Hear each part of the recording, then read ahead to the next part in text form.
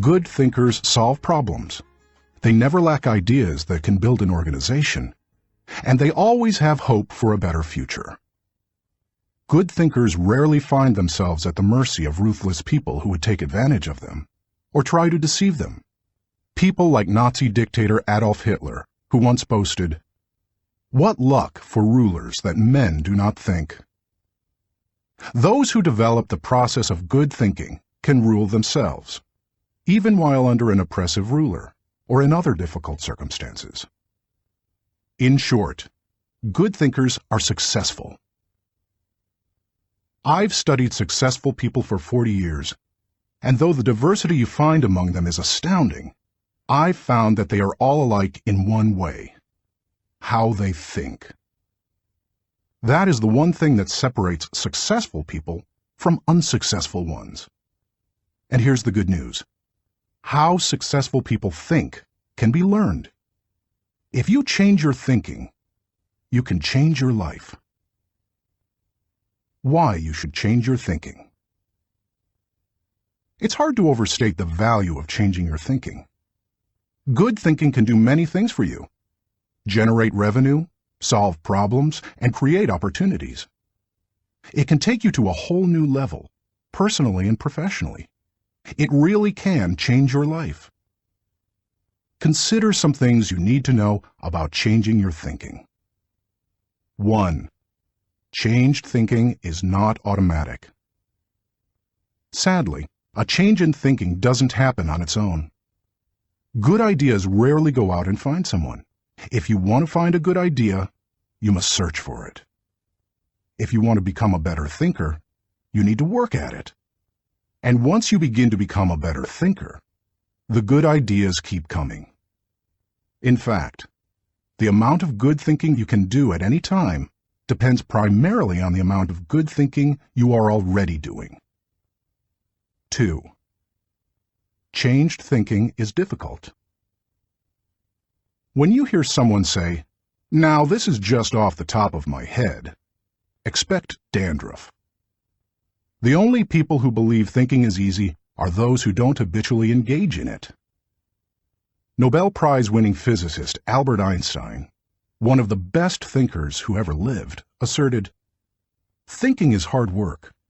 That's why so few do it." Because thinking is so difficult, you want to use anything you can to help you improve the process. 3. Changed thinking is worth the investment. Author Napoleon Hill observed, "More gold has been mined from the thoughts of man than has ever been taken from the earth." When you take the time to learn how to change your thinking and become a better thinker, you are investing in yourself. Gold mines tap out. Stock markets crash. Real estate investments can go sour, but a human mind with the ability to think well is like a diamond mine that never runs out. It's priceless. How to become a better thinker. Do you want to master the process of good thinking? Do you want to be a better thinker tomorrow than you are today? Then you need to engage in an ongoing process that improves your thinking. I recommend you do the following. 1. Expose yourself to good input. Good thinkers always prime the pump of ideas. They always look for things to get the thinking process started, because what you put in always impacts what comes out. Read books, review trade magazines, listen to tapes, and spend time with good thinkers. And when something intrigues you, whether it's someone else's idea or the seed of an idea that you've come up with yourself, keep it in front of you. Put it in writing and keep it somewhere in your favorite thinking place to stimulate your thinking. 2. Expose yourself to good thinkers. Spend time with the right people. As I worked on this section and bounced my ideas off of some key people so that my thoughts would be stretched, I realized something about myself. All of the people in my life whom I consider to be close friends or colleagues are thinkers. Now, I love all people. I try to be kind to everyone I meet and I desire to add value to as many people as I can through conferences, books, audio lessons, etc. But the people I seek out and choose to spend time with all challenge me with their thinking and their actions. They are constantly trying to grow and learn. That's true of my wife Margaret, my close friends, and the executives who run my companies. Every one of them is a good thinker. The writer of Proverbs observed that sharp people sharpen one another, just as iron sharpens iron. If you want to be a sharp thinker, be around sharp people. 3. Choose to think good thoughts. To become a good thinker, you must become intentional about the thinking process. Regularly put yourself in the right place to think, shape, stretch, and land your thoughts. Make it a priority. Remember, thinking is a discipline. Recently, I had breakfast with Dan Cathy, the president of Chick-fil-A, a fast food chain headquartered in the Atlanta area. I told him that I was working on this book, and I asked him if he made thinking time a high priority. Not only did he say yes, but he told me about what he calls his thinking schedule. It helps him to fight the hectic pace of life that discourages intentional thinking. Dan says he sets aside time just to think for half a day every 2 weeks, for 1 whole day every month, and for 2 or 3 full days every year. Dan explains, "This helps me keep the main thing, since I am so easily distracted." You may want to do something similar, or you can develop a schedule and method of your own. No matter what you choose to do, go to your thinking place, take paper and pen, and make sure you capture your ideas in writing. 4. Act on your good thoughts. Ideas have a short shelf life. You must act on them before the expiration date. World War I flying ace Eddie Rickenbacker said it all when he remarked, "I can give you a 6-word formula for success. Think things through, then follow through." 5. Allow your emotions to create another good thought. To start the thinking process, you cannot rely on your feelings. In Failing Forward, I wrote that you can act your way into feeling long before you can feel your way into action. If you wait until you feel like doing something, you will likely never accomplish it. The same is true for thinking. You cannot wait until you feel like thinking to do it.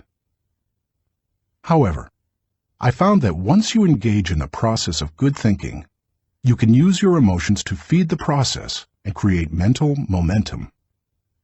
Try it for yourself. After you go through the disciplined process of thinking and enjoy some success, allow yourself to savor the moment and try riding the mental energy of that success.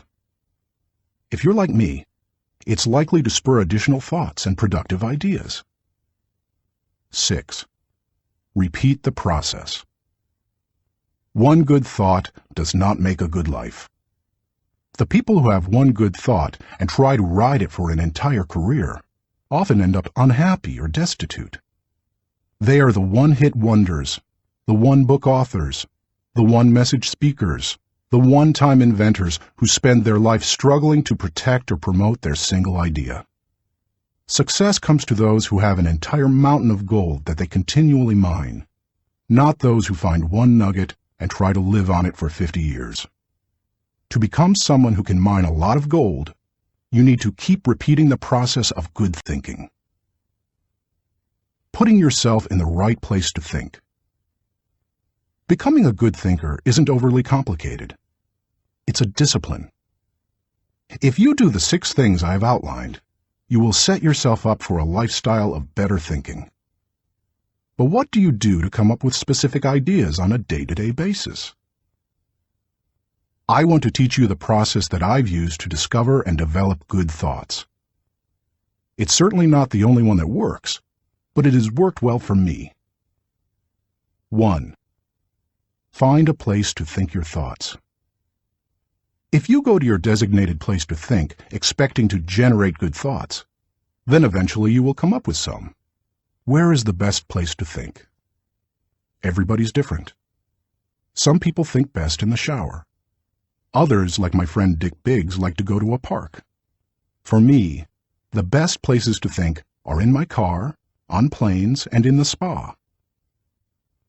Ideas come to me in other places as well, such as when I'm in bed. I keep a special lighted writing pad on my nightstand for such times. I believe I often get thoughts because I make it a habit to frequently go to my thinking places.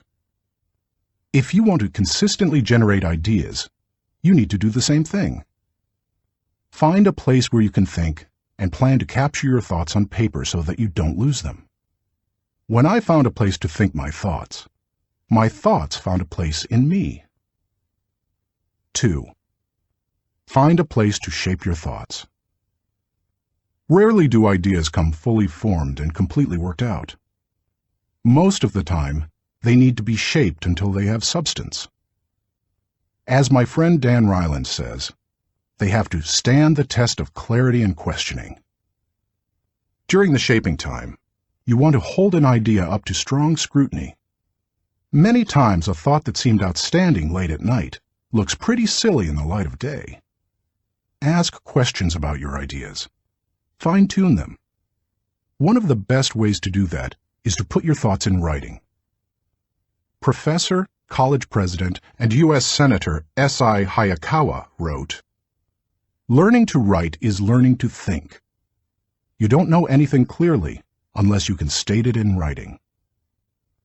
As you shape your thoughts, you find out whether an idea has potential. You learn what you have. You also learn some things about yourself. The shaping time thrills me because it embodies humor. The thoughts that don't work often provide comic relief. Humility. The moments when I connect with God awe me. Excitement. I love to play out an idea mentally. I call it futuring it. Creativity. In these moments, I am unhampered by reality. Fulfillment. God made me for this process. It uses my greatest gifts and gives me joy. Honesty. As I turn over an idea in my mind, I discover my true motives. Passion. When you shape a thought, you find out what you believe and what really counts. Change. Most of the changes I have made in my life resulted from thorough thinking on a subject. You can shape your thoughts almost anywhere. Just find a place that works for you, where you will be able to write things down, focus your attention without interruptions, and ask questions about your ideas. 3. Find a place to stretch your thoughts. If you come upon great thoughts and spend time mentally shaping them, don't think you're done and can stop there. If you do, you will miss some of the most valuable aspects of the thinking process.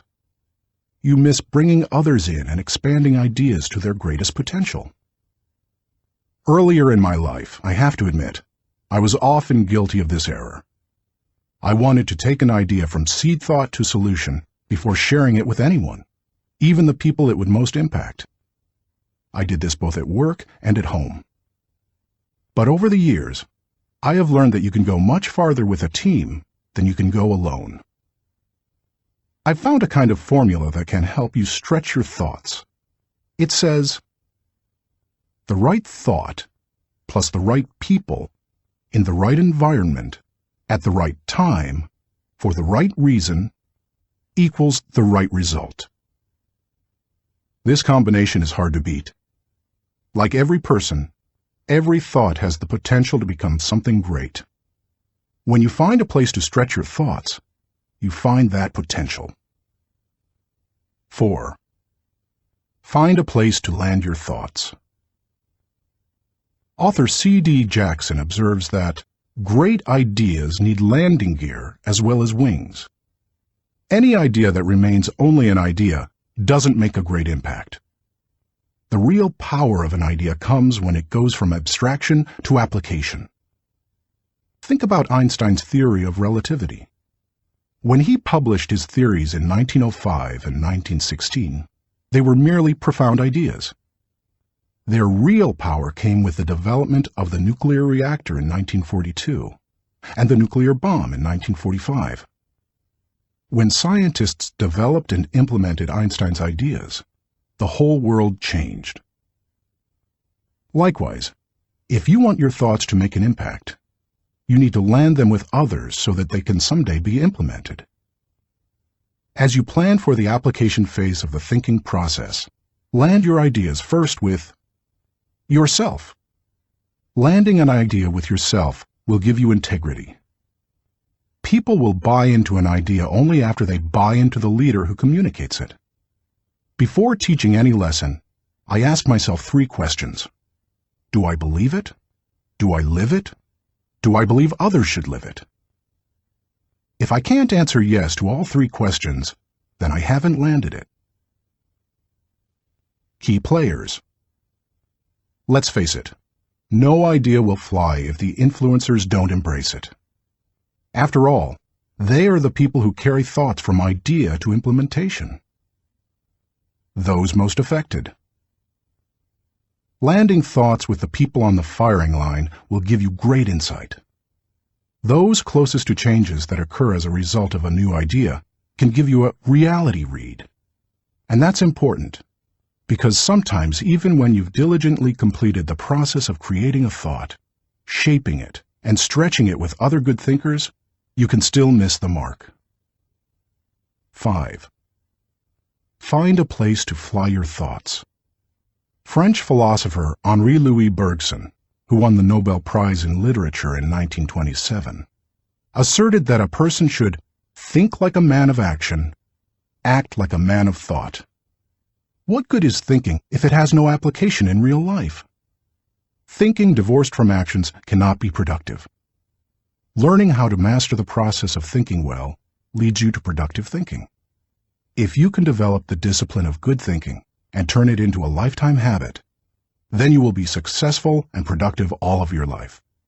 Once you've created, shaped, stretched, and landed your thoughts, then flying them can be fun and easy. Portrait of a good thinker. You often hear someone say that a colleague or friend is a good thinker, but that phrase means something different to everyone. To one person, it may mean having a high IQ, while to another, it could mean knowing a bunch of trivia, or being able to figure out who done it when reading a mystery novel. I believe that good thinking isn't just one thing. It consists of several specific thinking skills. Becoming a good thinker means developing those skills to the best of your ability. It doesn't matter whether you were born rich or poor. It doesn't matter if you have a 3rd-grade education or possess a PhD. It doesn't matter if you suffer from multiple disabilities or you're the picture of health. No matter what your circumstances, you can learn to be a good thinker. All you must do is be willing to engage in the process every day. In Built to Last, Jim Collins and Jerry Porras describe what it means to be a visionary company, the kind of company that epitomizes the pinnacle of American business. They describe those companies this way. A visionary company is like a great work of art. Think of Michelangelo's scenes from Genesis on the ceiling of the Sistine Chapel, or his statue of David. Think of a great and enduring novel like Huckleberry Finn or Crime and Punishment. Think of Beethoven's Ninth Symphony or Shakespeare's Henry V. Think of a beautifully designed building like the masterpieces of Frank Lloyd Wright or Ludwig Mies van der Rohe. You can't point to any one single item that makes the whole thing work. It's the entire work, all the pieces working together to create an overall effect that leads to enduring greatness. Good thinking is similar. You need all the thinking pieces to become the kind of person who can achieve great things. Those pieces include the following 11 skills. Seeing the wisdom of big-picture thinking. Unleashing the potential of focused thinking. Discovering the joy of creative thinking. recognizing the importance of realistic thinking, releasing the power of strategic thinking, feeling the energy of possibility thinking, embracing the lessons of reflective thinking, questioning the acceptance of popular thinking, encouraging the participation of shared thinking, experiencing the satisfaction of unselfish thinking, enjoying the return of bottom-line thinking. As you read the chapters dedicated to each kind of thinking, you will discover that they do not try to tell you what to think. They attempt to teach you how to think. As you become acquainted with each skill, you will find that some you do well, others you don't. Learn to develop each of those kinds of thinking, and you will become a better thinker. Master all that you can, including the process of shared thinking, which helps you compensate for your weak areas, and your life will change. How successful people think. Chapter 1. Cultivate big picture thinking. Where success is concerned, people are not measured in inches or pounds or college degrees or family background. They are measured by the size of their thinking. David Schwartz. Big picture thinking can benefit any person in any profession.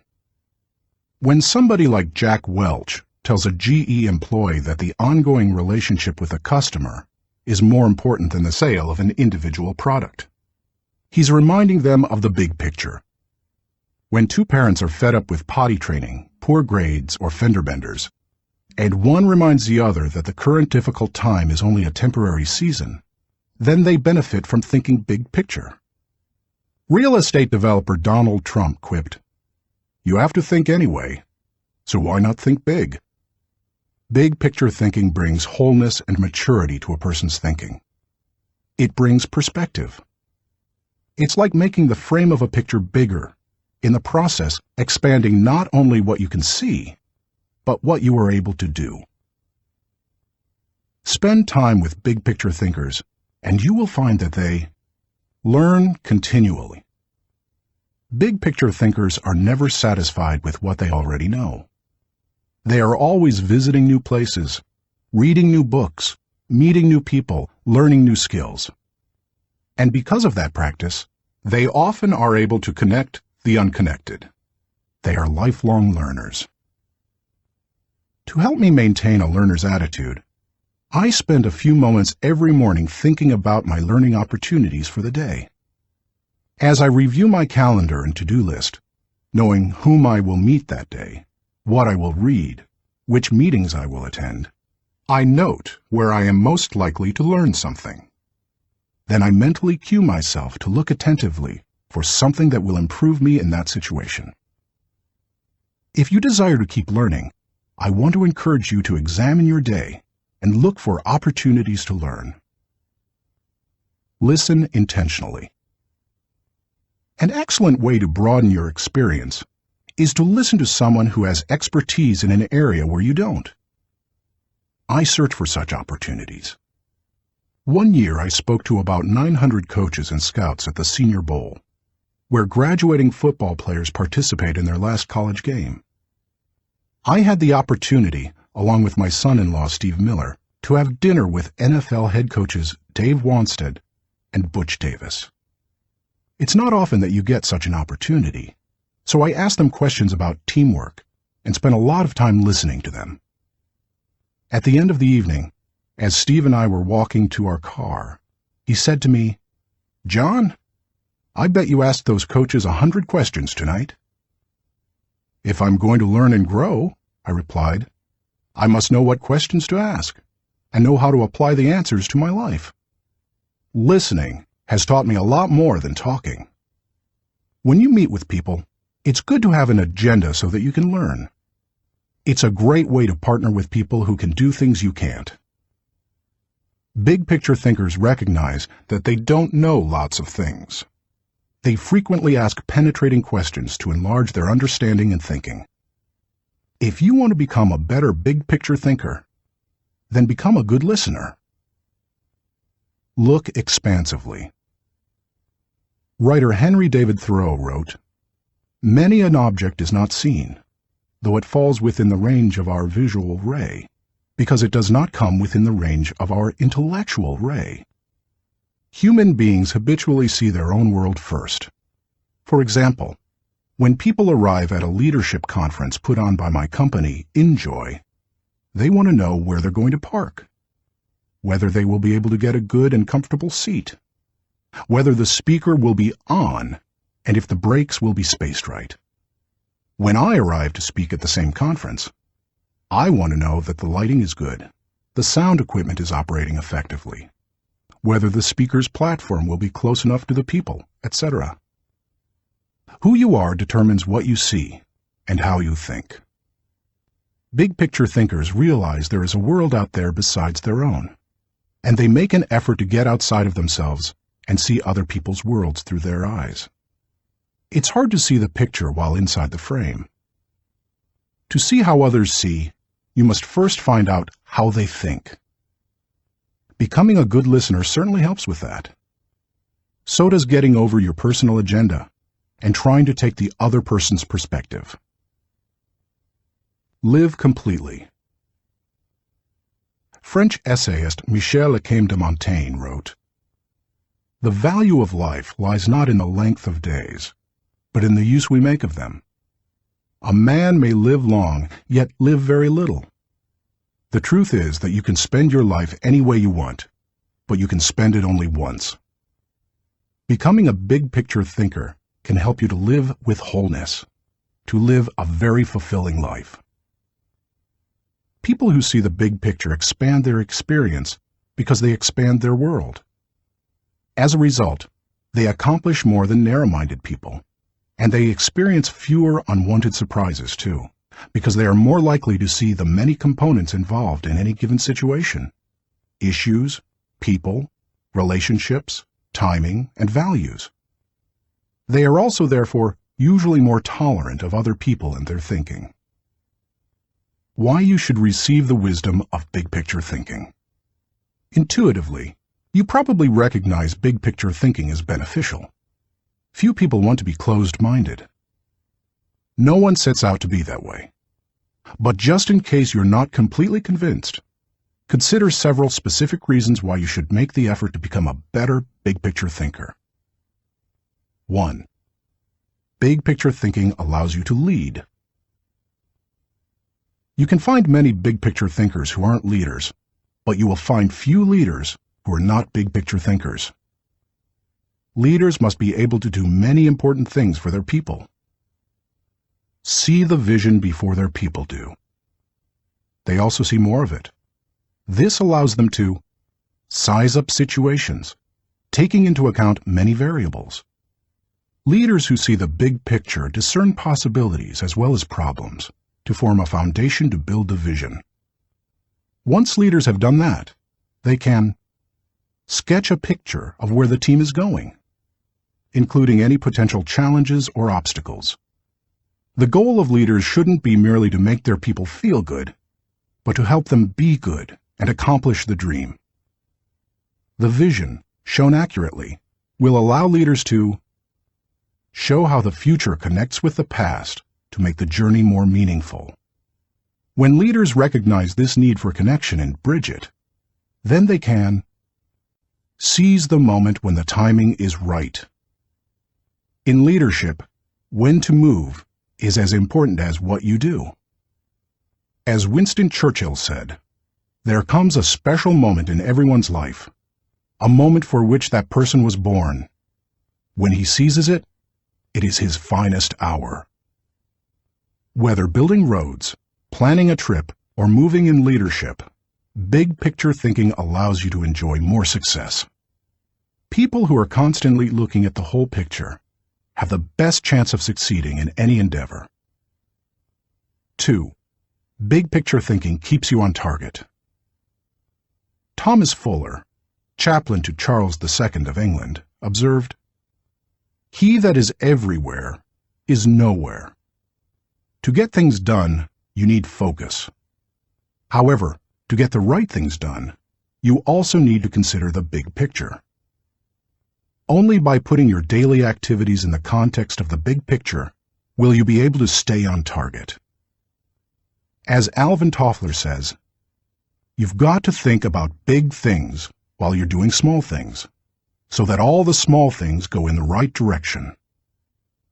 3. Big picture thinking allows you to see what others see. One of the most important skills you can develop in human relations is the ability to see things from the other person's point of view. It's one of the keys to working with clients, satisfying customers, maintaining a marriage, rearing children, helping those who are less fortunate, etc. All human interactions are enhanced by the ability to put yourself in another person's shoes. How? Look beyond yourself, your own interests, and your own world. When you work to consider an issue from every possible angle, examine it in the light of another's history, discover the interests and concerns of others, and try to set aside your own agenda, you begin to see what others see. And that is a powerful thing. 4. Big picture thinking promotes teamwork. If you participate in any kind of team activity, then you know how important it is that team members see the whole picture, not just their own part. Anytime a person doesn't know how his work fits with that of his teammates, then the whole team is in trouble. The better the grasp team members have of the big picture, the greater their potential to work together as a team. 5. Big picture thinking keeps you from being caught up in the mundane. Let's face it, some aspects of everyday life are absolutely necessary but thoroughly uninteresting. Big picture thinkers don't let the grind get to them because they don't lose sight of the all-important overview. They know that the person who forgets the ultimate is a slave to the immediate. 6. Big picture thinking helps you to chart uncharted territory. Have you ever heard the expression, "We'll cross that bridge when we come to it"? That phrase undoubtedly was coined by someone who had trouble seeing the big picture. The world was built by people who crossed bridges in their minds long before anyone else did. The only way to break new ground or move into uncharted territory is to look beyond the immediate and see the big picture. How to acquire the wisdom of big picture thinking. If you desire to seize new opportunities and open new horizons, then you need to add big picture thinking to your abilities. To become a good thinker, better able to see the big picture, keep in mind the following suggestions. 1. Don't strive for certainty. Big picture thinkers are comfortable with ambiguity. They don't try to force every observation or piece of data into pre-formulated mental cubbyholes. They think broadly and can juggle many seemingly contradictory thoughts in their minds. If you want to cultivate the ability to think big picture, then you must get used to embracing and dealing with complex and diverse ideas. 2. Learn from every experience. Big picture thinkers broaden their outlook by striving to learn from every experience. They don't rest on their successes, they learn from them. More importantly, they learn from their failures. They can do that because they remain teachable. Varied experiences, both positive and negative, help you see the big picture. The greater the variety of experience and success, the more potential to learn you have. If you desire to be a big picture thinker, then get out there and try a lot of things. Take a lot of chances, and take time to learn after every victory or defeat. 3.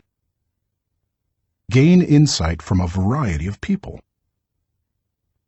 Big picture thinkers learn from their experiences, but they also learn from experiences they don't have. That is, they learn by receiving insight from others, from customers, employees, colleagues, and leaders. If you desire to broaden your thinking and see more of the big picture, then seek out counselors to help you. but be wise in whom you ask for advice. Gaining insight from a variety of people doesn't mean stopping anyone and everyone in hallways and grocery store lines and asking what they think about a given subject. Be selective. Talk to people who know and care about you, who know their field, and who bring experience deeper and broader than your own. 4. Give yourself permission to expand your world. If you want to be a big-picture thinker, you will have to go against the flow of the world. Society wants to keep people in boxes. Most people are married mentally to the status quo. They want what was, not what can be. They seek safety in simple answers. To think big picture, you need to give yourself permission to go a different way, to break new ground, to find new worlds to conquer.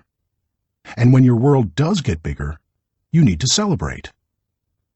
Never forget there is more out there in the world than what you've experienced. Keep learning, keep growing, and keep looking at the big picture. If you desire to be a good thinker, that's what you need to do. Thinking question. Am I thinking beyond myself and my world so that I process ideas with a holistic perspective? Chapter 2. Engage in focused thinking. He did each thing as if he did nothing else. Spoken of novelist Charles Dickens. Philosopher Bertrand Russell once asserted, "To be able to concentrate for a considerable time is essential to difficult achievement." Sociologist Robert Lind observed that, "Knowledge is power only if a man knows what facts are not to bother about." Focused thinking removes distractions and mental clutter so that you can concentrate on an issue and think with clarity. Focused thinking can do several things for you. 1. Focused thinking harnesses energy toward a desired goal. Focus can bring energy and power to almost anything, whether physical or mental. If you're learning how to pitch a baseball and you want to develop a good curveball, then focused thinking while practicing will improve your technique. If you need to refine the manufacturing process of your product, focused thinking will help you develop the best method. If you want to solve a difficult mathematics problem, focused thinking helps you break through to the solution. The greater the difficulty of a problem or issue, the more focused thinking time is necessary to solve it. 2. Focused thinking gives ideas time to develop. I love to discover and develop ideas. I often bring my creative team together for brainstorming and creative thinking. When we first get together, we try to be exhaustive in our thinking in order to generate as many ideas as possible. The birthing of a potential breakthrough often results from sharing many good ideas. But to take ideas to the next level, you must shift from being expansive in your thinking to being selective. I have discovered that a good idea can become a great idea when it is given focus time. It's true that focusing on a single idea for a long time can be very frustrating. I've often spent days focusing on a thought and trying to develop it, only to find that I could not improve the idea. But sometimes, my perseverance in focused thinking pays off. That brings me great joy. And when focused thinking is at its best, not only does the idea grow, but so do I. 3. Focused thinking brings clarity to the target. I consider golf one of my favorite hobbies. It's a wonderfully challenging game. I like it because the objectives are so clear. Professor William Mobley of the University of South Carolina made the following observation about golf. One of the most important things about golf is the presence of clear goals. You see the pins, you know the par. It's neither too easy nor unattainable. You know your average score, and there are competitive goals. Competitive with par, with yourself, and others. These goals give you something to shoot at. In work, as in golf, goals motivate. One time on the golf course, I followed a golfer who neglected to put the pin back in the hole after he putted. Because I could not see my target, I couldn't focus properly. My focus quickly turned to frustration and to poor play. To be a good golfer, a person needs to focus on a clear target. The same is true in thinking. Focus helps you to know the goal and to achieve it. 4. Focused thinking will take you to the next level. No one achieves greatness by becoming a generalist.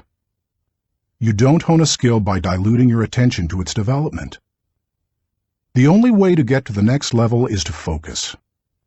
No matter whether your goal is to increase your level of play, sharpen your business plan, improve your bottom line, develop your subordinates, or solve personal problems, you need to focus. Author Harry A. Overstreet observed, "The immature mind hops from one thing to another. The mature mind seeks to follow through." Where should you focus your thinking? Does every area of your life deserve dedicated, focused thinking time? Of course, the answer is no. Be selective, not exhaustive, in your focused thinking.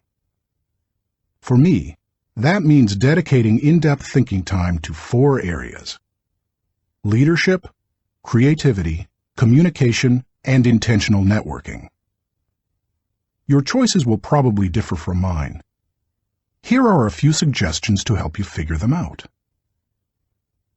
Identify your priorities. First, take into account your priorities for yourself, your family, and your team. Author, consultant, and award-winning thinker Edward de Bono quipped, "A conclusion is the place where you get tired of thinking." Unfortunately, many people land on priorities based on where they run out of steam. You certainly don't want to do that. Nor do you want to let others set your agenda. There are many ways to determine priorities. If you know yourself well, begin by focusing on your strengths, the things that make best use of your skills and God-given talents. You might also focus on what brings the highest return and reward. Do what you enjoy most and do best. You could use the 80-20 rule. Give 80% of your effort to the top 20%, most important, activities. Another way is to focus on exceptional opportunities that promise a huge return. It comes down to this. Give your attention to the areas that bear fruit. Discover your gifts. Not all people are self-aware and have a good handle on their own skills, gifts, and talents. They are a little like the comic strip character Charlie Brown. One day after striking out in a baseball game, he says, "Rats! I'll never be a big league player. I just don't have it. All my life I've dreamed of playing in the big leagues, but I'll never make it." To which Lucy replies, "Charlie Brown, you're thinking too far ahead. What you need to do is set more immediate goals for yourself." For a moment, Charlie Brown sees a ray of hope. "Immediate goals?" he says. "Yes," answers Lucy. "Start with the next inning. When you go out to pitch, see if you can walk out to the mound without falling down." I've met many individuals who grew up in a household full of Lucys. They received little encouragement or affirmation, and as a result, seem at a loss for direction. If you have that kind of background, you need to work extra hard to figure out what your gifts are. Take a personality profile such as DISC or Myers-Briggs. Interview positive friends and family members to see where they think you shine. Spend some time reflecting on past successes. If you're going to focus your thinking in your areas of strength, you need to know what they are. Develop your dream. If you want to achieve great things, you need to have a great dream. If you're not sure of your dream, use your focused thinking time to help you discover it. If your thinking has returned to a particular area time after time, you may be able to discover your dream there. Give it more focused time and see what happens. Once you find your dream, move forward without second-guessing. Take the advice of Satchel Paige. Don't look back. Something might be gaining on you. The younger you are, the more likely you will give your attention to many things. That's good, because if you're young, you're still getting to know yourself, your strengths and weaknesses. If you focus your thinking on only one thing and your aspirations change, then you've wasted your best mental energy. As you get older and more experienced, the need to focus becomes more critical. The farther and higher you go, the more focused you can be, and need to be. How can you stay focused? Once you have a handle on what you should think about, you must decide how to better focus on it. Here are 5 suggestions to help you with the process. 1. Remove distractions. Removing distractions is no small matter in our current culture, but it's critical. How do you do it? First, by maintaining the discipline of practicing your priorities. Don't do easy things first, or hard things first, or urgent things first. Do first things first, the activities that give you the highest return. In that way, you keep the distractions to a minimum. Second, insulate yourself from distractions. I've found that I need blocks of time to think without interruptions. I've mastered the art of making myself unavailable when necessary and going off to my thinking place so that I can work without interruptions. Because of my responsibilities as founder of 3 companies, however, I am always aware of the tension between my need to remain accessible to others as a leader and my need to withdraw from them to think. The best way to resolve the tension is to understand the value of both activities. Walking slowly through the crowd allows me to connect with people and know their needs. Withdrawing from the crowd allows me to think of ways to add value to them. My advice to you is to place value on and give attention to both. If you naturally withdraw, then make sure to get out among people more often. If you're always on the go and rarely withdraw for thinking time, then remove yourself periodically so that you can unleash the potential of focused thinking. And wherever you are, be there. 2. Make time for focused thinking. Once you have a place to think, you need the time to think. Because of the fast pace of our culture, people tend to multitask, but that's not always a good idea. Switching from task to task can cost you up to 40% efficiency. According to researchers, if you're trying to accomplish many things at the same time, you'll get more done by focusing on one task at a time, not by switching constantly from one task to another. Years ago, I realized that my best thinking time occurs in the morning. Whenever possible, I reserve my mornings for thinking and writing. One way to gain time for focused thinking is to impose upon yourself a rule that one company implemented. Don't allow yourself to look at email until after 10 a.m. Instead, focus your energies on your number 1 priority. Put non-productive time wasters on hold so that you can create thinking time for yourself. 3. Keep items of focus before you.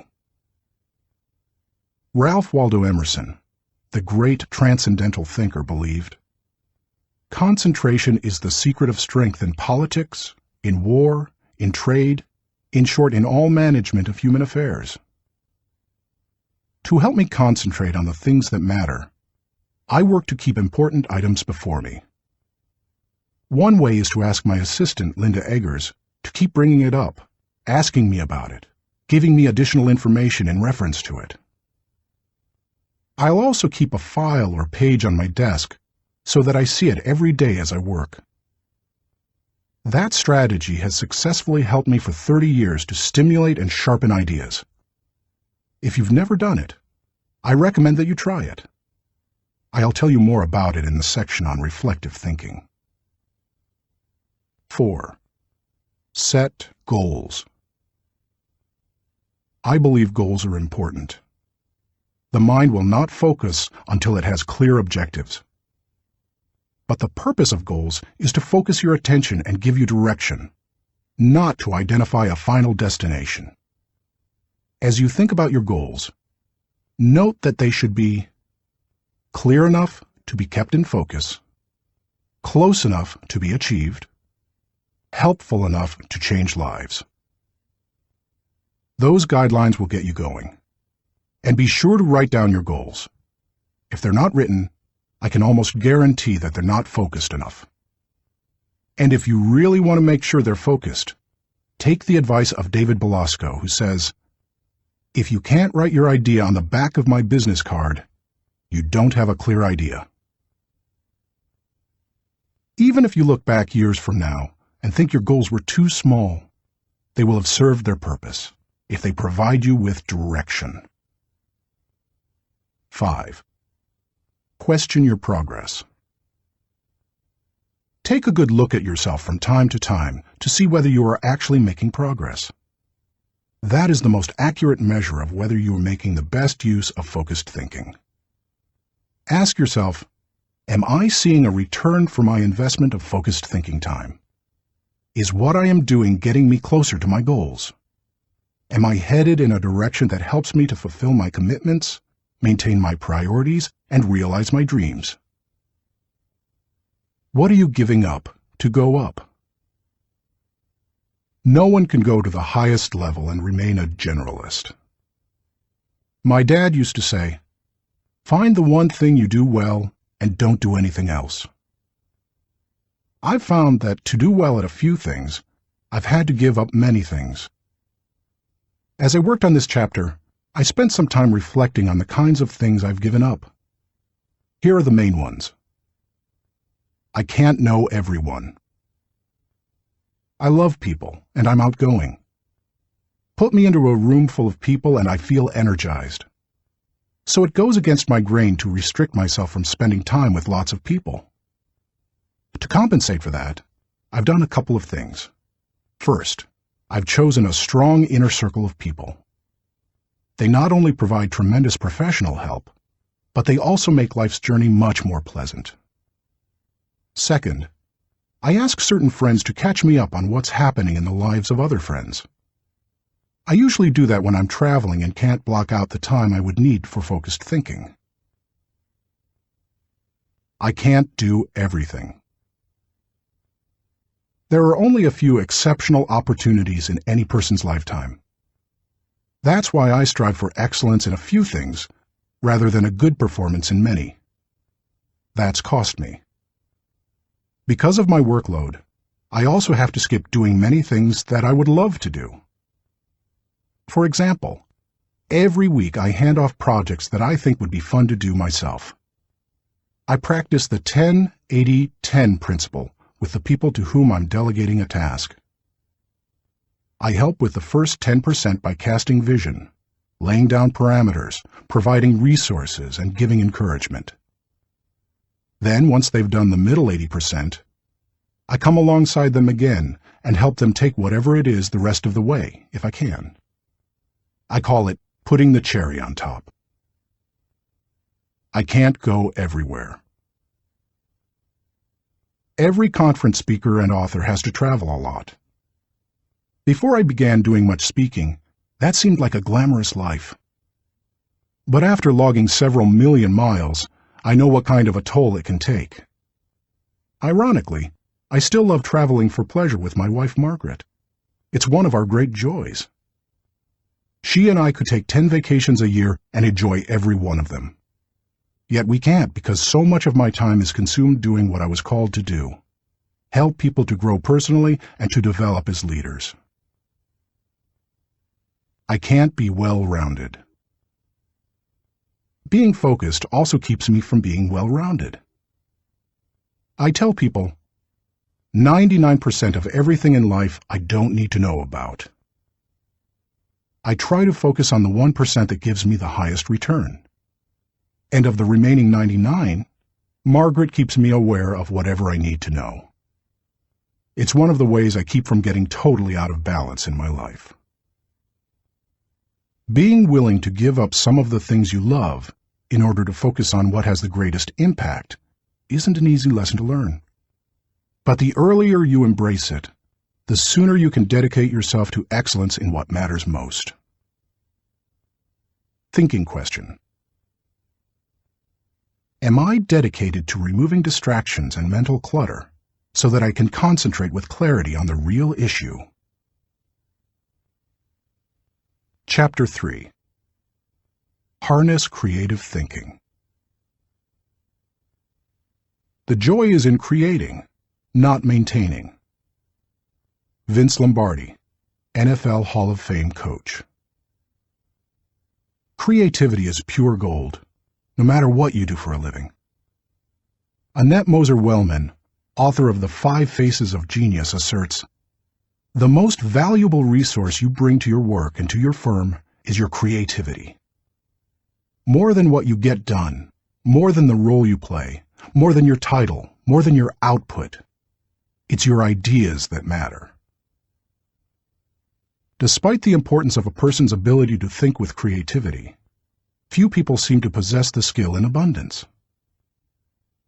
If you're not as creative as you would like to be, you can change your way of thinking. Creative thinking isn't necessarily original thinking. In fact, I think people mythologize original thought.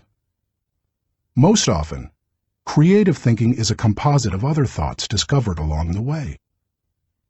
Even the great artists, whom we consider highly original, learned from their masters, modeled their work on that of others, and brought together a host of ideas and styles to create their own work. Study art, and you will see threads that run through the work of all artists and artistic movements, connecting them to other artists who went before them.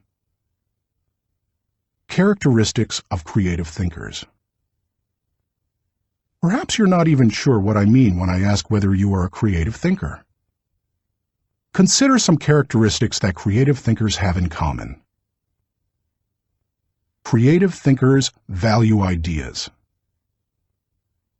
Annette Moser-Wellman observes, "Highly creative people are dedicated to ideas. They don't rely on their talent alone. They rely on their discipline. Their imagination is like a second skin. They know how to manipulate it to its fullest." Creativity is about having ideas, lots of them. You will have ideas only if you value ideas. Creative thinkers explore options.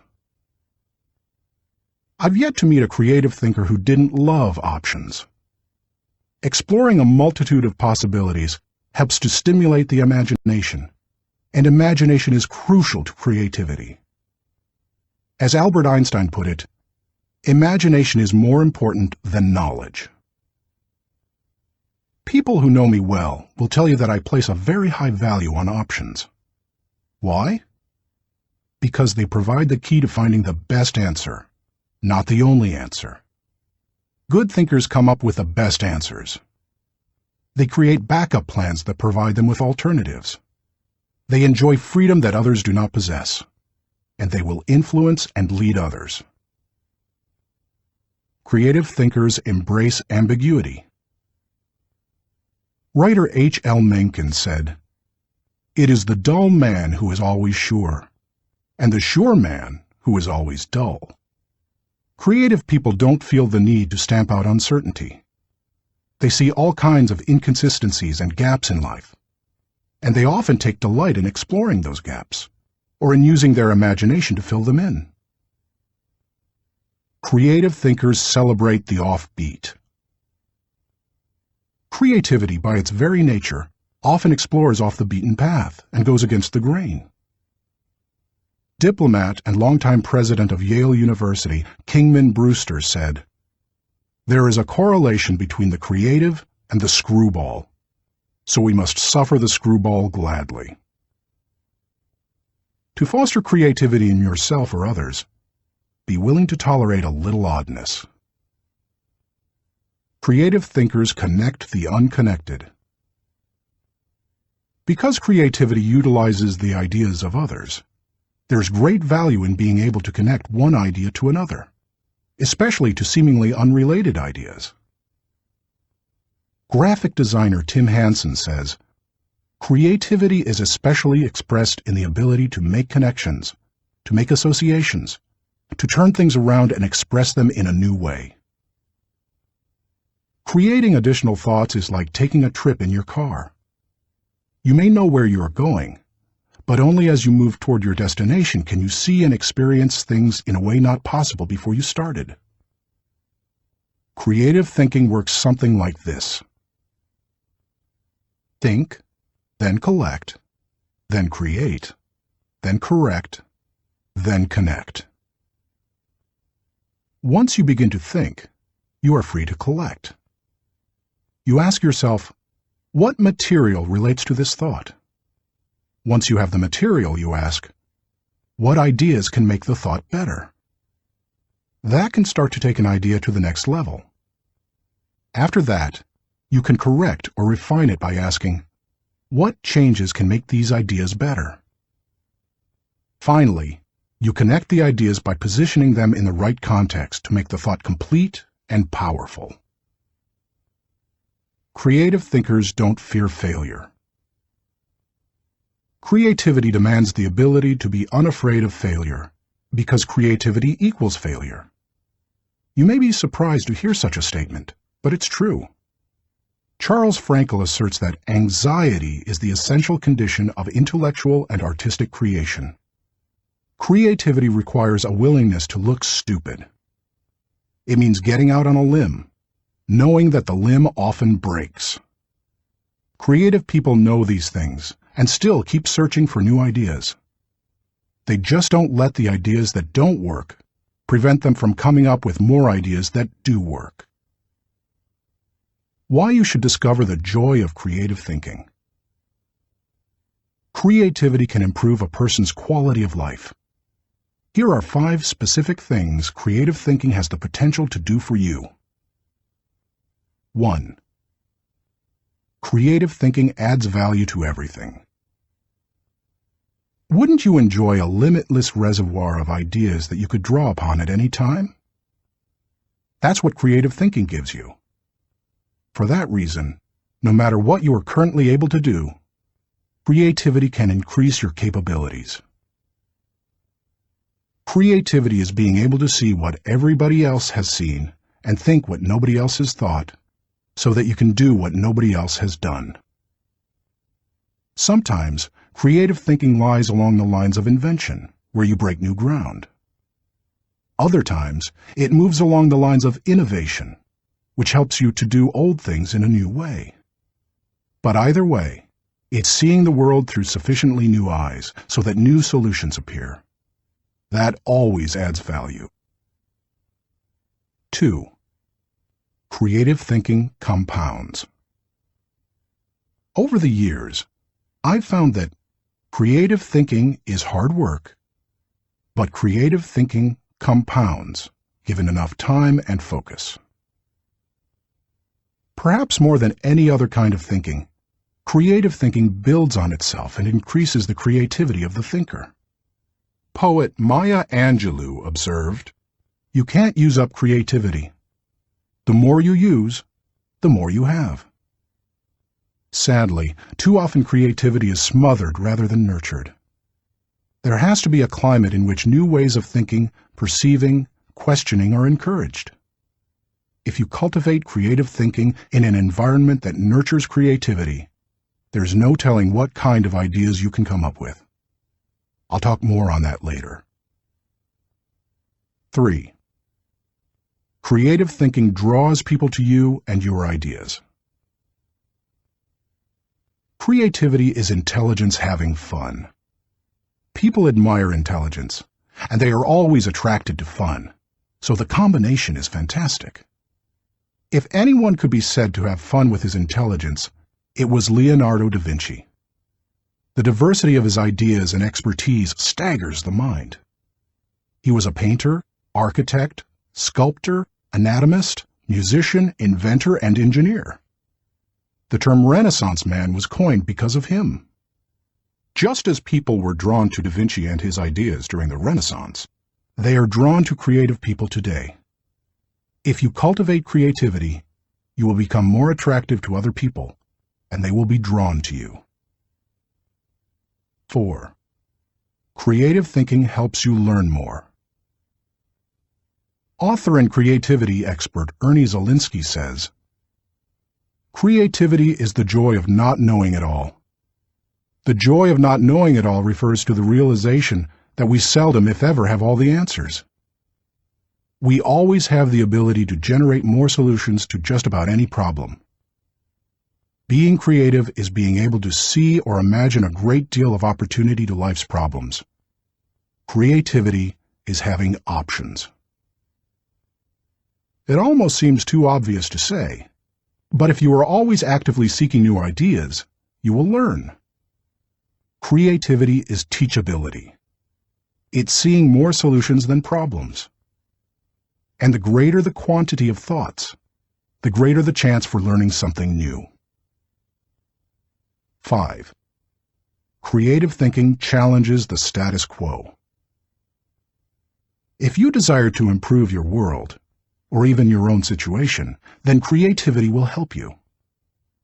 The status quo and creativity are incompatible. Creativity and innovation always walk hand in hand. How to discover the joy of creative thinking. At this point, you may be saying, "Okay, I'm convinced that creative thinking is important. But how do I find the creativity within me? How do I discover the joy of creative thought?" Here are 5 ways to do it. 1. Remove creativity killers. Economics professor and humor author Stephen Leacock said, "Personally, I would sooner have written Alice in Wonderland than the whole Encyclopedia Britannica." He valued the warmth of creativity over cold facts. If you do too, then you need to eliminate attitudes that devalue creative thinking. Take a look at the following phrases. They are almost guaranteed to kill creative thinking anytime you hear or think them. "I'm not a creative person." "Follow the rules." "Don't ask questions." "Don't be different." "Stay within the lines." "There is only one way." "Don't be foolish."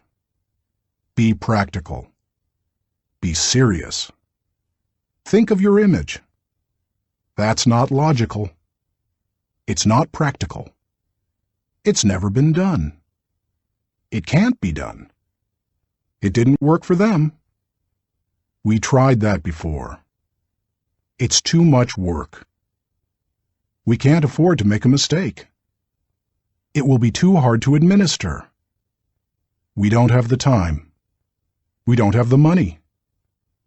"Yes, but..." Play is frivolous. Failure is final.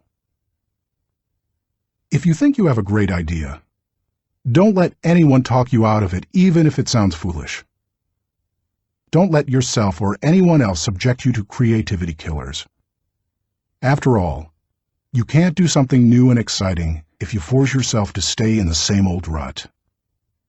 Don't just work harder at the same old thing. Make a change. 2. Think creatively by asking the right questions. Creativity is largely a matter of asking the right questions. Management trainer Sir Anthony Jay said, "The uncreative mind can spot wrong answers, but it takes a creative mind to spot wrong questions." Wrong questions shut down the process of creative thinking. They direct thinkers down the same old path, or they chide them into believing that thinking isn't necessary at all. To stimulate creative thinking, ask yourself questions such as, "Why must it be done this way?" What is the root problem? What are the underlying issues? What does this remind me of? What is the opposite? What metaphor or symbol helps to explain it? Why is it important? What's the hardest or most expensive way to do it? Who has a different perspective on this? What happens if we don't do it at all? You get the idea. And you can probably come up with better questions yourself. Physicist Tom Hirschfeld observed, "If you don't ask, why this, often enough, somebody will ask, why you?" If you want to think creatively, you must ask good questions. You must challenge the process. 3. Develop a creative environment. Charlie Browers said, "A new idea is delicate. It can be killed by a sneer or a yawn. It can be stabbed to death by a quip and worried to death by a frown on the right man's brow. Negative environments kill thousands of great ideas every minute." A creative environment, on the other hand, becomes like a greenhouse where ideas get seeded, sprout up, and flourish. A creative environment encourages creativity. David Hills says, "Studies of creativity suggest that the biggest single variable of whether or not employees will be creative is whether they perceive they have permission. When innovation and good thinking are openly encouraged and rewarded, then people see that they have permission to be creative." A creative environment places a high value on trust among team members and individuality. Creativity always risks failure. That's why trust is so important to creative people. In the creative process, trust comes from people working together, from knowing that people on the team have experience launching successful, creative ideas, and from the assurance that creative ideas won't go to waste because they will be implemented. A creative environment embraces those who are creative. Creative people celebrate the offbeat. How should creative people be treated? I take the advice of Tom Peters.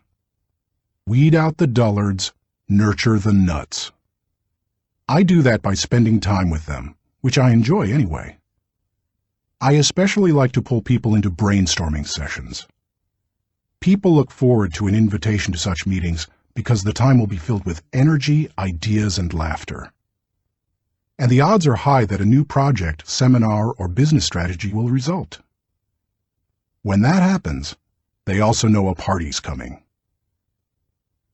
A creative environment focuses on innovation, not just invention. Sam Weston, creator of the popular action figure G.I. Joe, said, "Truly groundbreaking ideas are rare, but you don't necessarily need one to make a career out of creativity." My definition of creativity is the logical combination of two or more existing elements that result in a new concept. The best way to make a living with your imagination is to develop innovative applications, not imagine completely new concepts. Creative people say, "Give me a good idea, and I'll give you a better idea." A creative environment is willing to let people go outside the lines. Most people automatically stay within lines, even if those lines have been arbitrarily drawn or are terribly out of date.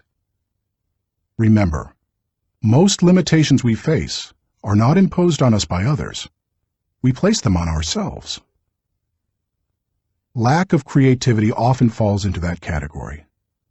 If you want to be more creative, challenge boundaries. Inventor Charles Kettering said, "All human development, no matter what form it takes, must be outside the rules. Otherwise, we would never have anything new." A creative environment takes that into account. A creative environment appreciates the power of a dream. A creative environment promotes the freedom of a dream. A creative environment encourages the use of a blank sheet of paper and the question, if we could draw a picture of what we want to accomplish, what would that look like? A creative environment allowed Martin Luther King Jr. to speak with passion and declare to millions, I have a dream, not I have a goal. Goals may give focus, but dreams give power. Dreams expand the world. That is why James Allen suggested that dreamers are the saviors of the world. The more creativity-friendly you can make your environment, the more potential it has to become creative. 4. Spend time with other creative people. What if the place you work has an environment hostile to creativity, and you possess little ability to change it? One possibility is to change jobs. But what if you desire to keep working there despite the negative environment? Your best option is to find a way to spend time with other creative people. Creativity is contagious. Have you ever noticed what happens during a good brainstorming session? One person throws out an idea. Another person uses it as a springboard to discover another idea. Someone else takes it in yet another, even better direction. Then somebody grabs hold of it and takes it to a whole new level. The interplay of ideas can be electric. I have a strong group of creative individuals in my life. I make sure to spend regular time with them. When I leave them, I always feel energized. I'm full of ideas, and I see things differently. They truly are indispensable to my life. It's a fact that you begin to think like the people you spend a lot of time with. The more time you can spend with creative people, engaging in creative activities, the more creative you will become. 5. Get out of your box. Actress Katharine Hepburn remarked, "If you obey all the rules, you will miss all the fun." While I don't think it's necessary to break all the rules, many are in place to protect us, I do think it's unwise to allow self-imposed limitations to hinder us. Creative thinkers know that they must repeatedly break out of the box of their own history and personal limitations in order to experience creative breakthroughs. The most effective way to help yourself get out of the box is to expose yourself to new paradigms. One way you can do that is by traveling to new places. Explore other cultures, countries, and traditions. Find out how people very different from you live and think. Another is to read on new subjects. I'm naturally curious and love to learn, but I still have a tendency to read books only on my favorite subjects, such as leadership. I sometimes have to force myself to read books that broaden my thinking, because I know it's worth it. If you want to break out of your own box, get into somebody else's. Read broadly. Many people mistakenly believe that if individuals aren't born with creativity, they will never be creative. But you can see from the many strategies and examples I've given that creativity can be cultivated in the right supportive environment. Thinking question. Am I working to break out of my box of limitations so that I explore ideas and options to experience creative breakthroughs? Chapter 4. Employ realistic thinking. The first responsibility of a leader is to define reality. Max Dupree, Chairman of the Board of Herman Miller Incorporated. As anyone knows who's been out of school for a few years, there's usually a huge gap between a college education and the reality of the working world. Honestly, early in my career, I went out of my way to avoid too much realistic thinking because I thought it would interfere with my creative thinking. But as I've grown, I've come to realize that realistic thinking adds to my life. Reality check. Reality is the difference between what we wish and what is. It took some time for me to evolve into a realistic thinker. the process went in phases. First, I did not engage in realistic thinking at all. After a while, I realized that it was necessary, so I began to engage in it occasionally. But I didn't like it, because I thought it was too negative. And any time I could delegate it, I did. Eventually, I found that I had to engage in realistic thinking if I was going to solve problems and learn from my mistakes. And in time, I became willing to think realistically before I got in trouble and make it a continual part of my life. Today, I encourage my key leaders to think realistically. We make realistic thinking the foundation of our business because we derive certainty and security from it. Why you should recognize the importance of realistic thinking. If you're a naturally optimistic person as I am, you may not possess great desire to become a more realistic thinker. But cultivating the ability to be realistic in your thinking will not undermine your faith in people, nor will it lessen your ability to see and seize opportunities. Instead, it will add value to you in other ways. 1. Realistic thinking minimizes downside risk. Actions always have consequences.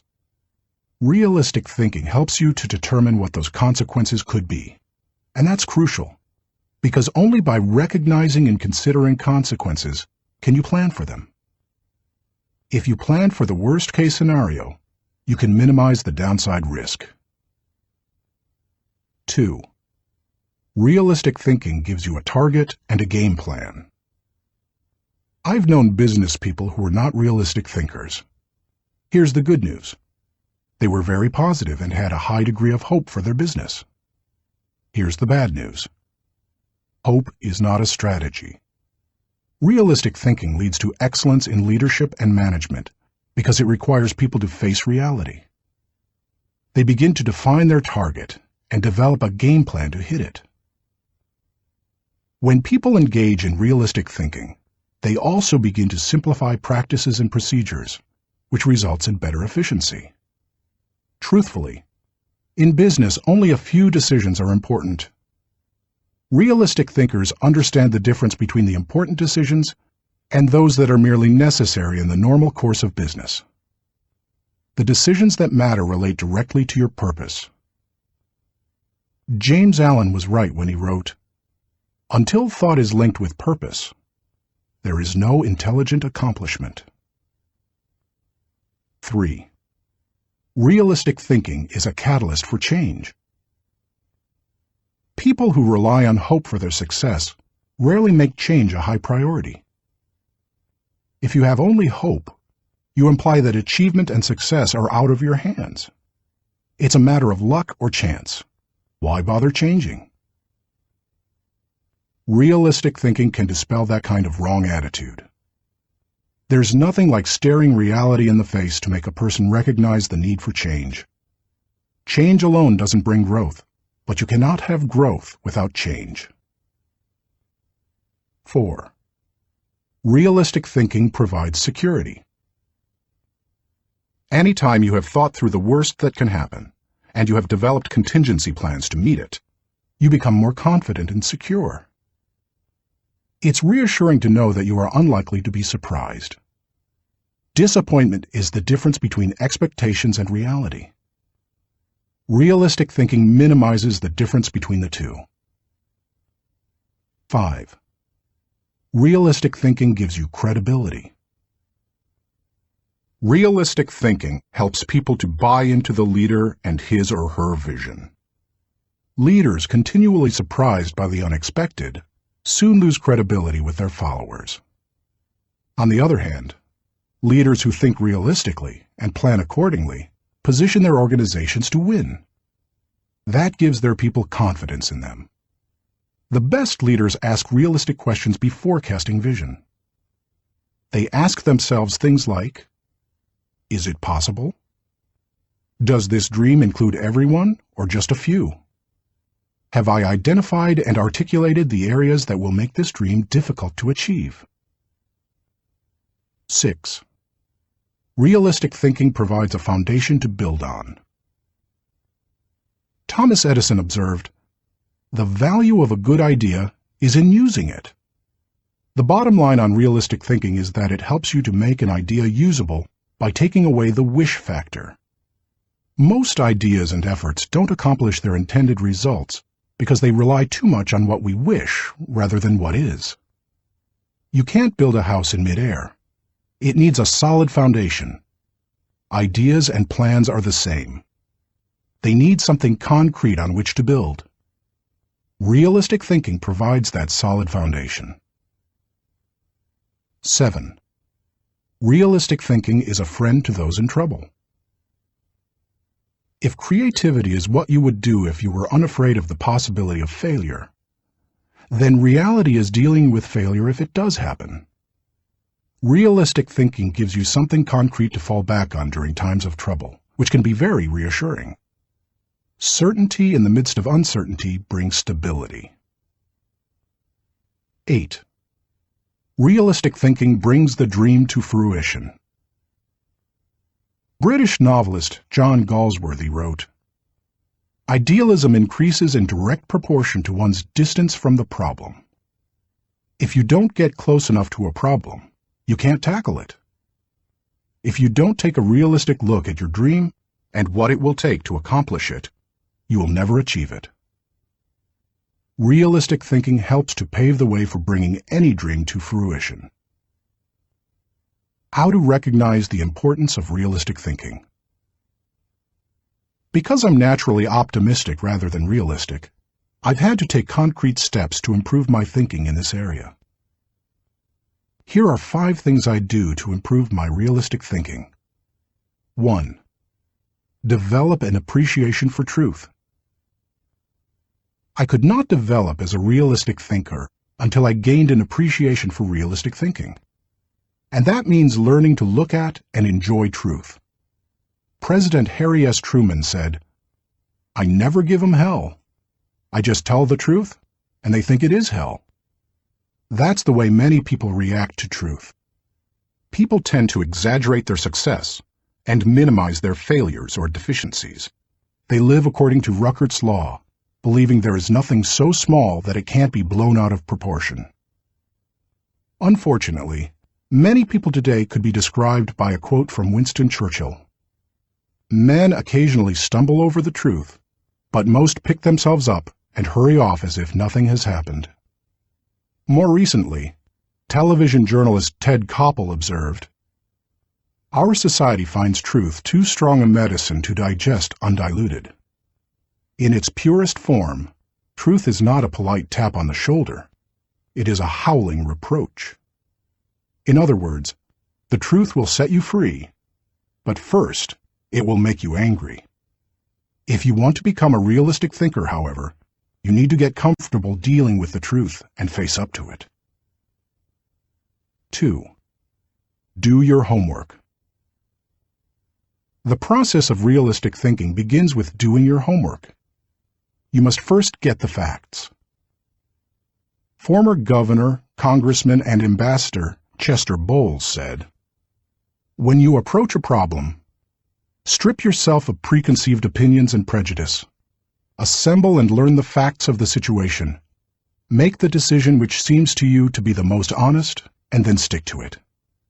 It doesn't matter how sound your thinking is if it's based on faulty data or assumptions. You can't think well in the absence of facts, or in the presence of poor information. You can also find out what others have done in similar circumstances. Remember, your thinking doesn't necessarily have to be original. It just has to be solid. Why not learn all you can from good thinkers who have faced similar situations in the past? Some of my best thinking has been done by others.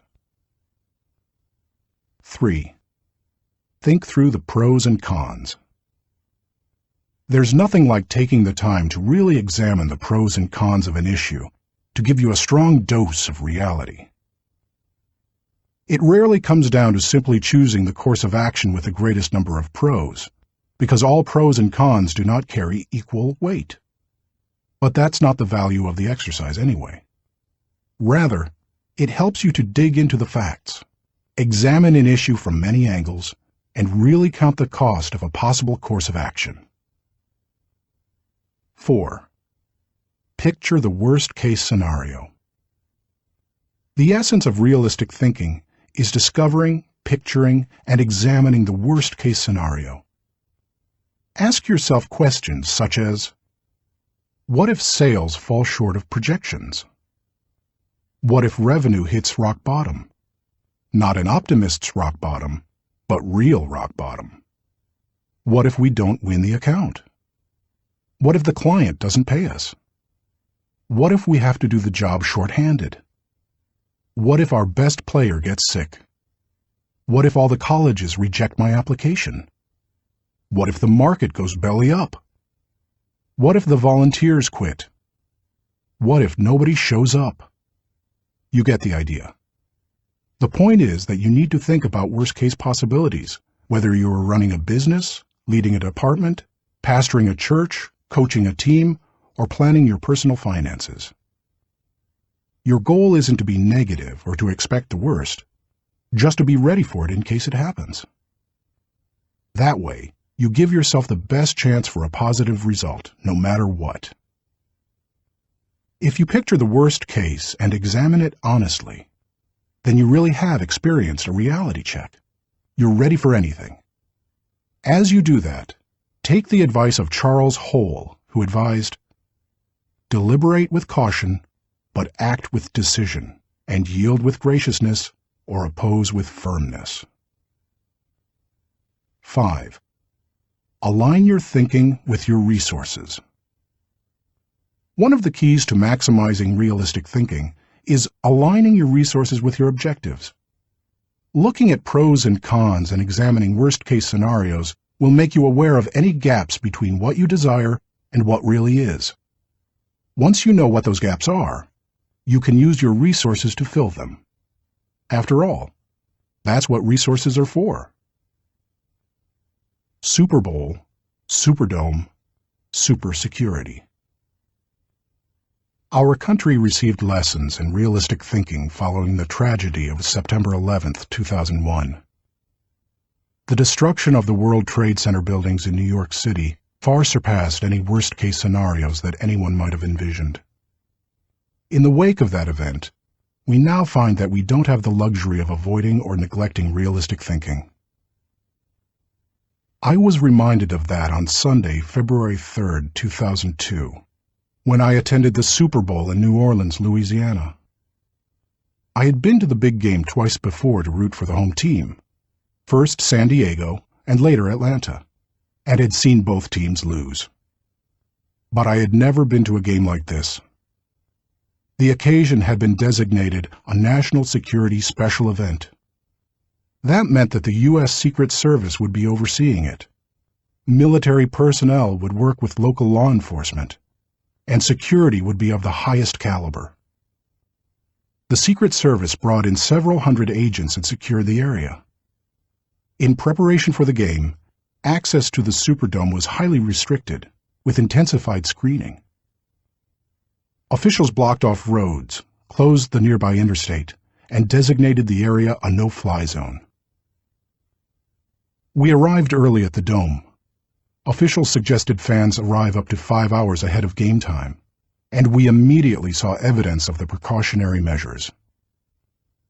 8-foot fences surrounded the whole area, and concrete barriers prevented unauthorized vehicles from getting close to the building. We could see sharpshooters positioned at various locations, including on the roof of some adjacent buildings. When we reached a gate, police officers and security personnel patted us down and examined everyone's belongings. After that, they directed us to go through metal detectors. Only then did they allow us into the stadium. That's all well and good, you may be saying, but what would have happened had there been a terrorist attack?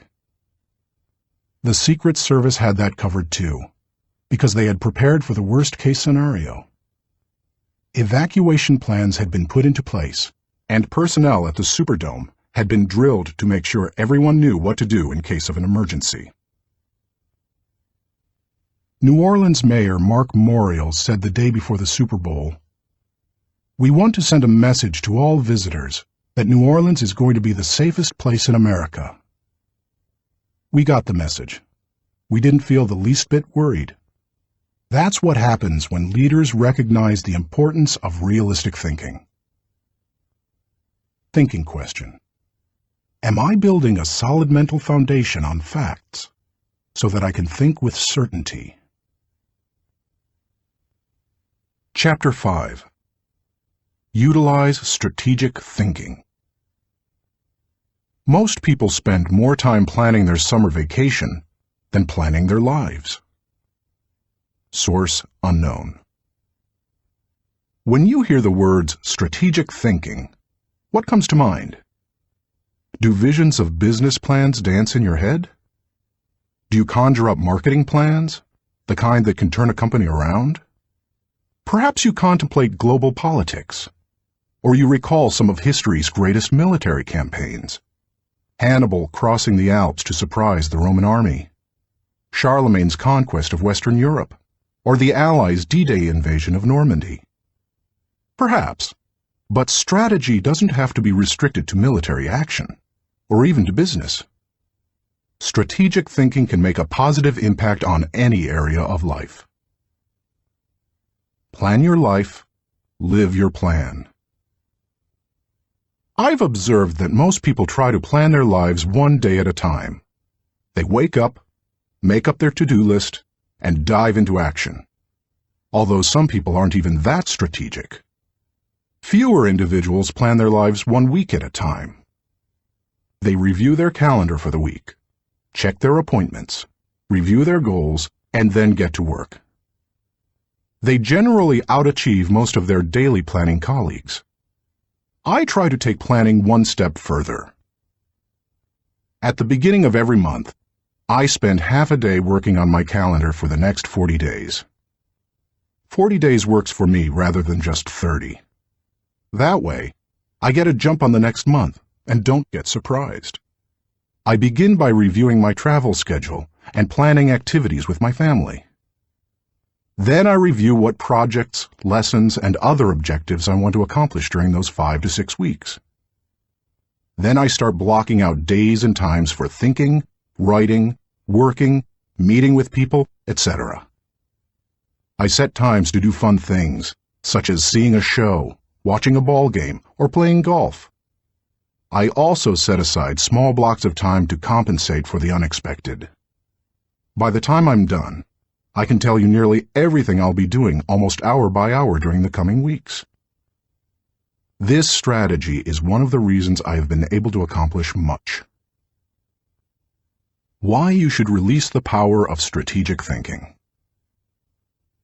Strategic thinking helps me to plan, to become more efficient, to maximize my strengths, and to find the most direct path toward achieving any objective. The benefits of strategic thinking are numerous. Here are a few of the reasons you should adopt it as one of your thinking tools. 1. Strategic thinking simplifies the difficult. Strategic thinking is really nothing more than planning on steroids. Spanish novelist Miguel de Cervantes said, "The man who is prepared has his battle half fought." Strategic thinking takes complex issues and long-term objectives, which can be very difficult to address, and breaks them down into manageable sizes. Anything becomes simpler when it has a plan. Strategic thinking can also help you simplify the management of everyday life. I do that by using systems, which are nothing more than good strategies repeated. I am well known among pastors and other speakers for my filing system. Writing a lesson or speech can be difficult, but because I use my system to file quotes, stories, and articles, when I need something to flesh out or illustrate a point, I simply go to one of my 1,200 files and find a good piece of material that works. Just about any difficult task can be made simpler with strategic thinking. 2. Strategic thinking prompts you to ask the right questions. Do you want to break down complex or difficult issues? Then ask questions. Strategic thinking forces you through this process. Take a look at the following questions developed by my friend Bob Beal, the author of Master Planning. Direction. What should we do next? Why? Organization. Who is responsible for what? Who is responsible for whom? Do we have the right people in the right places? Cash. What is our projected income, expense, net? Can we afford it? How can we afford it? Tracking. Are we on target? Overall evaluation. Are we achieving the quality we expect and demand of ourselves? Refinement. How can we be more effective and more efficient, move toward the ideal? These may not be the only questions you need to ask to begin formulating a strategic plan, but they are certainly a good start. 3. Strategic thinking prompts customization. General George S. Patton observed, "Successful generals make plans to fit circumstances, but do not try to create circumstances to fit plans." All good strategic thinkers are precise in their thinking. They try to match the strategy to the problem, because strategy isn't a one-size-fits-all proposition. Sloppy or generalized thinking is an enemy of achievement.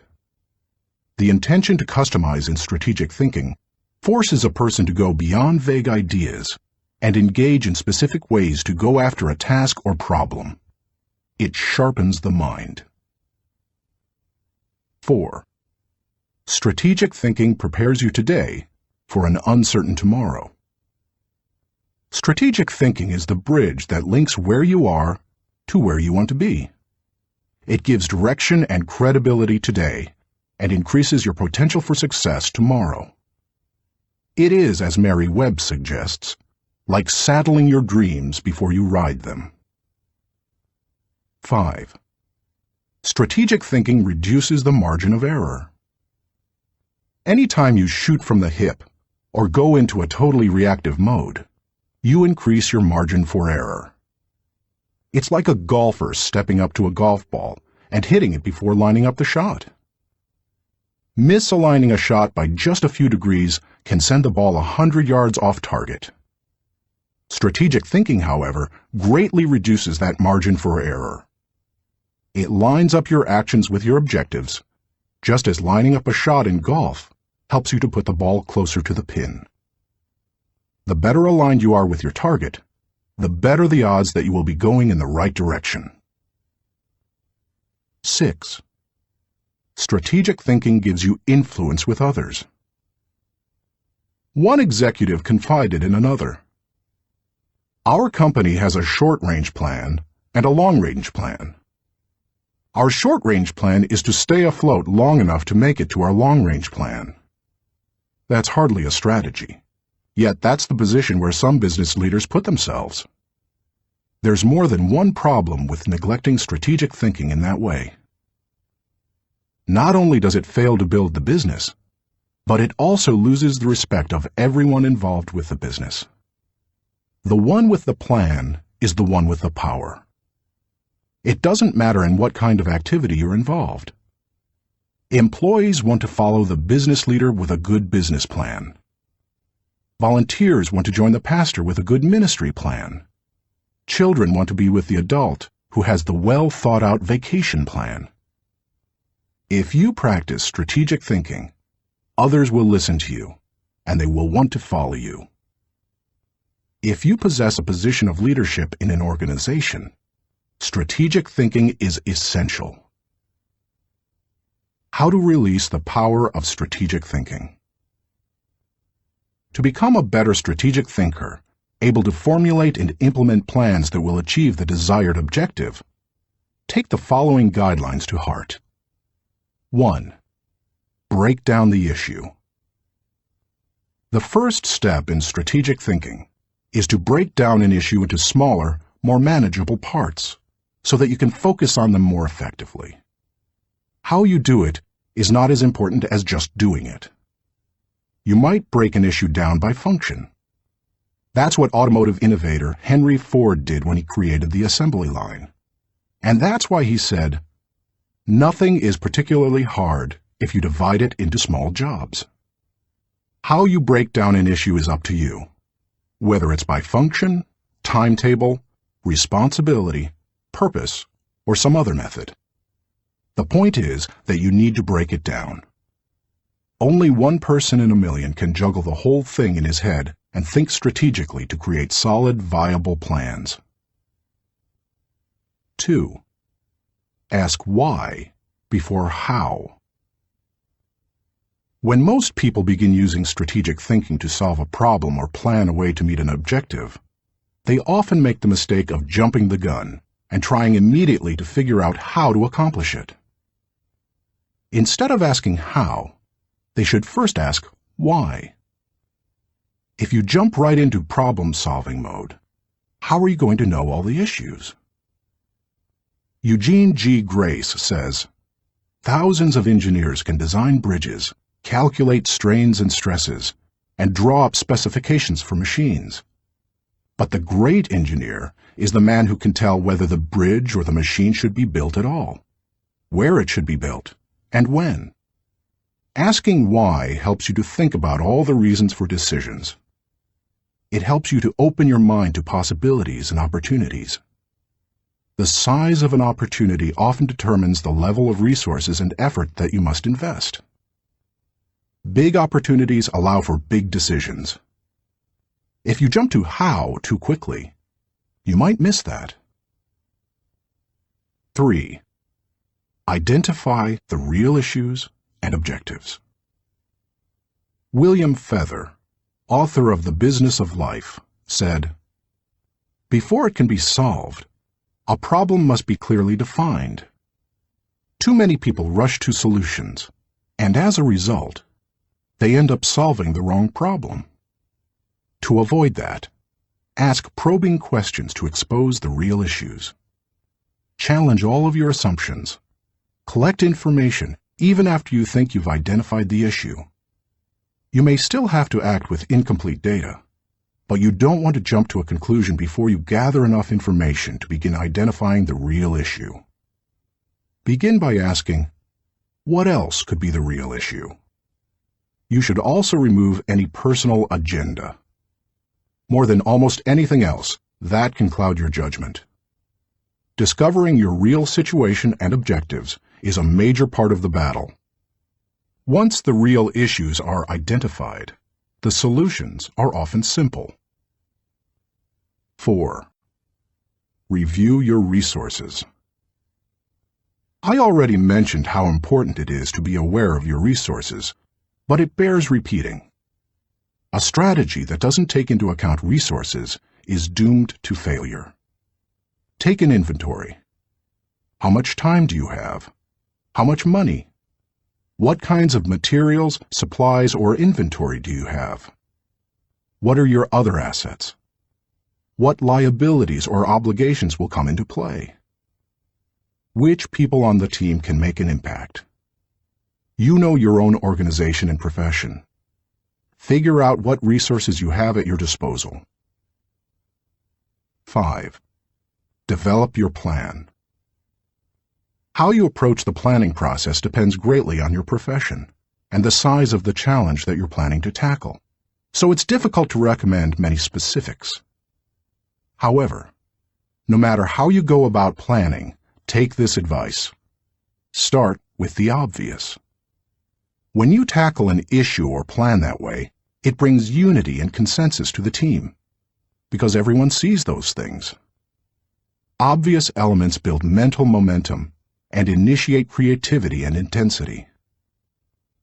The best way to create a road to the complex is to build on the fundamentals. 6. Put the right people in the right place. It's critical that you include your team as part of your strategic thinking.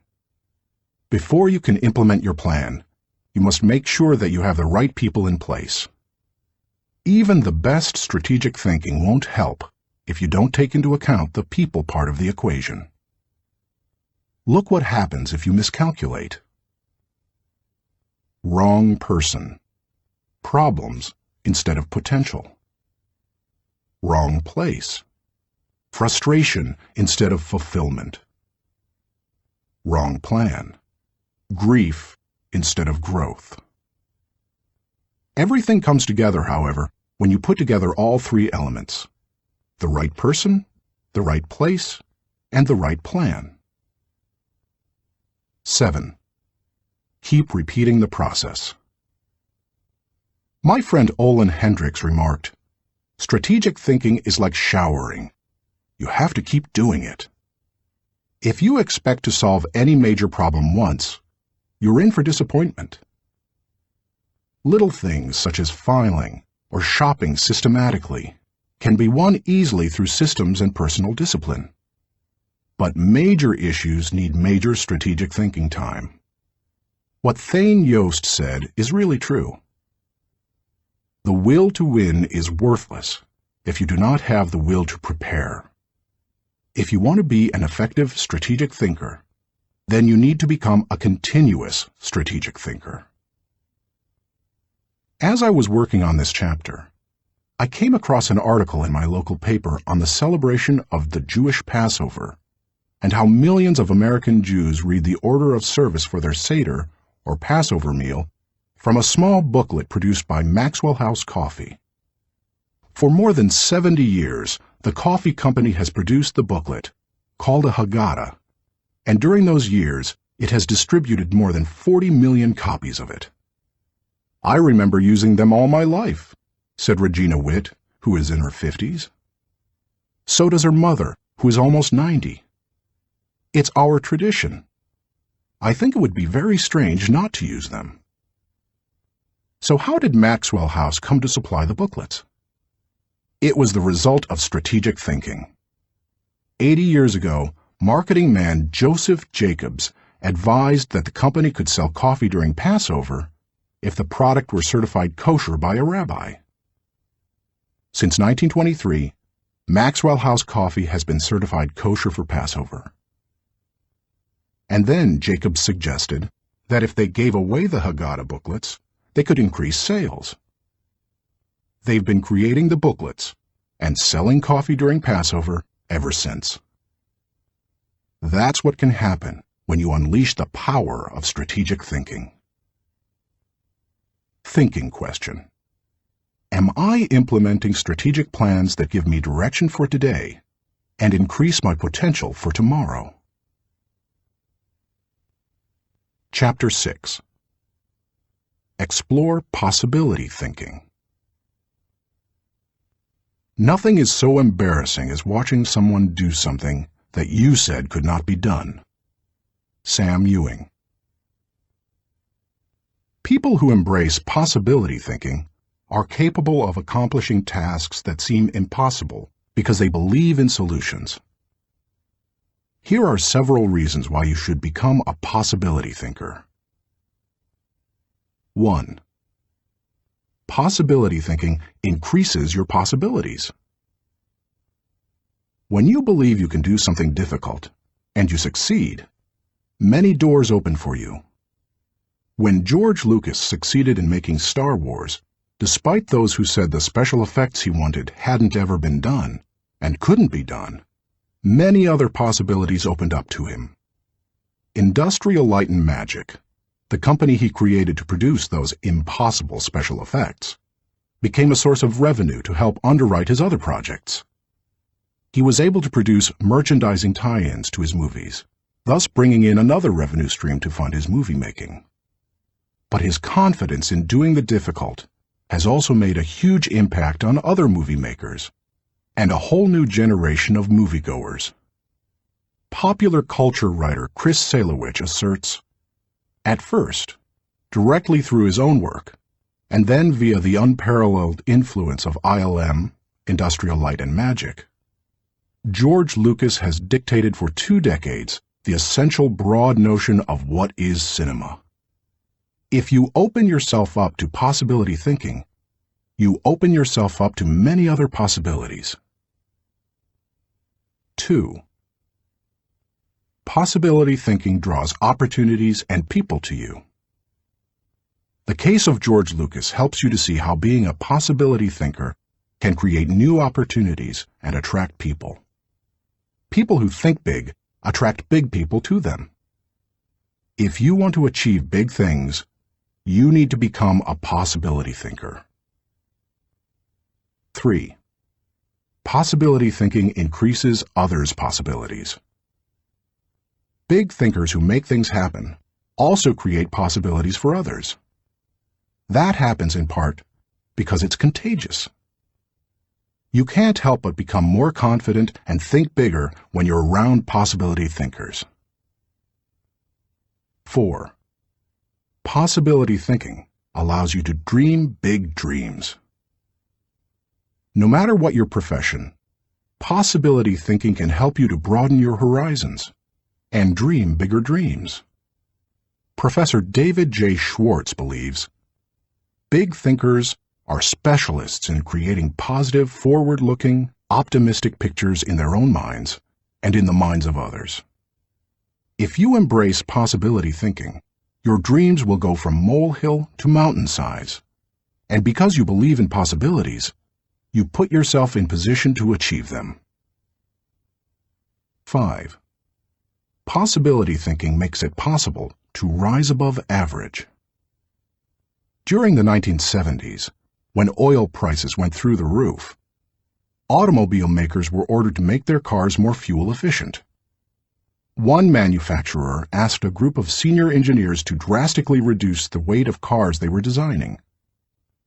They worked on the problem and searched for solutions, but they finally concluded that making lighter cars couldn't be done, would be too expensive, and would present too many safety concerns. They couldn't get out of the rut of their average thinking. What was the automaker's solution? They gave the problem to a group of less experienced engineers. The new group found ways to reduce the weight of the company's automobiles by hundreds of pounds. Because they thought that solving the problem was possible, it was. Every time you remove the label of impossible from a task, you raise your potential from average to off the charts. 6. Possibility thinking gives you energy. A direct correlation exists between possibility thinking and the level of a person's energy. Who gets energized by the prospect of losing? If you know something can't succeed, how much time and energy are you willing to give it? Nobody goes looking for a lost cause. You invest yourself in what you believe can succeed. When you embrace possibility thinking, you believe in what you're doing, and that gives you energy. 7. Possibility thinking keeps you from giving up. Above all, possibility thinkers believe they can succeed. Dennis Waitley, author of The Psychology of Winning, says, "The winners in life think constantly in terms of I can, I will, and I am. Losers, on the other hand, concentrate their waking thoughts on what they should have done, or what they don't do. If you believe you can't do something, then it doesn't matter how hard you try, because you've already lost. If you believe you can do something, you have already won much of the battle."